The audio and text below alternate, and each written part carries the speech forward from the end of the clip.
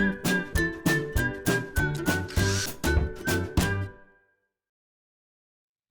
it's Steve. Today we'd like to show you how to change the cover on your chiller compartment on your refrigerator. It's a really easy job. Let me show you how we do it. Now to change this part, we'll start by opening up the refrigerator door. And if the old one is still intact, you need to lift up on it and gently pull one side or the other away from the socket on that trim piece. And then discard the old one. Now you'll note that there are two protrusions, one on either side of that cover, that will fit into these openings. There's a little crescent shaped at the top of both of those that will line up with a little stop pin on that protrusion. So we want to make sure that we have that tilted up far enough that it fits into that slot.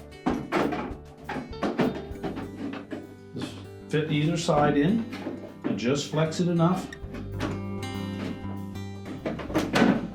Drop into the opposite side.